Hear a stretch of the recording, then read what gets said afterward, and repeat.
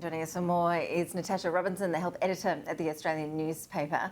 Natasha, good to see you. The case numbers are down, vaccination rates are up. They seem to be happening faster than the government had expected. What's your expectation as to how this will play out over the next few days in terms of the likelihood of those restrictions being lifted early?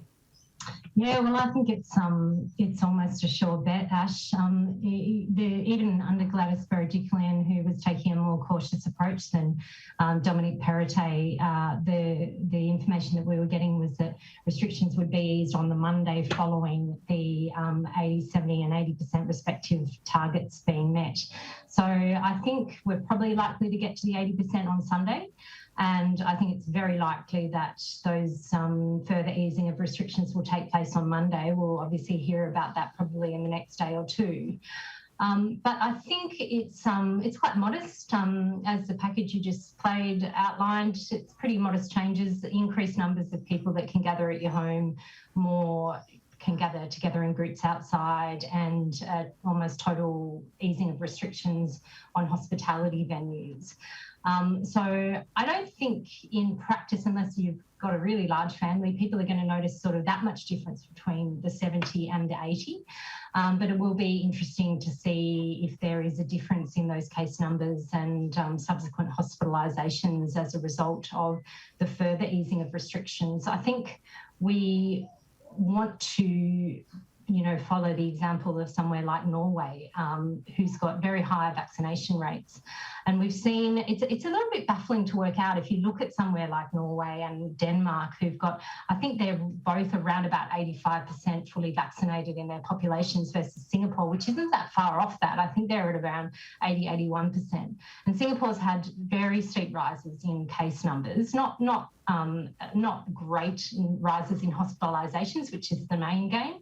But interestingly, Norway has seen, case numbers continue to drop, and that's quite substantially. So I think Australia really should be studying what's going on in some of these overseas jurisdictions and using it to inform our progress as our case numbers inevitably do start to rise.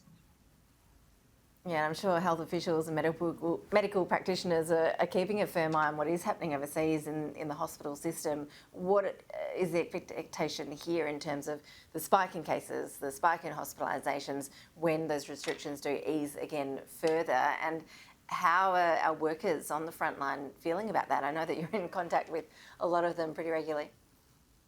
Yeah, well, I think workers on the front line are just incredibly exhausted and, quite wary, very, very wary about what the next weeks might bring. But I'm really optimistic, and I think, it was an interesting piece that Catherine Bennett wrote, the epidemiologist, this week, where she was incredibly optimistic as well. And the point that she was raising was that some of those movement restrictions have actually started to ease up in New South Wales and Victoria naturally, even under lockdown. So she thought that the kind of easing of restrictions wasn't going to be as dramatic an impact as it might have been if there'd have been really strict adherence to the lockdowns. And as we've seen, with that mobility data increasing despite lockdown, we've seen dropping numbers of cases.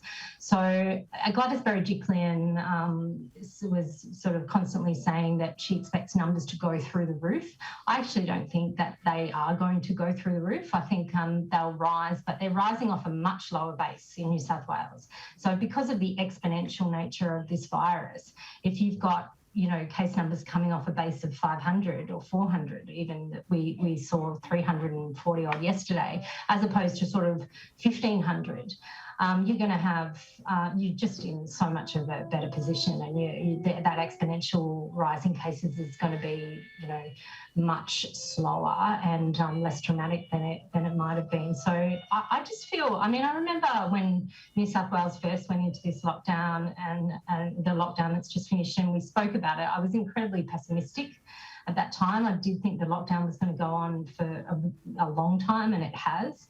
But as we ease into this new phase, I just feel quite optimistic about New South Wales in particular's management of the pandemic, and I feel quite hopeful that our hospitals are not going to be overwhelmed in the way that we thought they might and we all feared.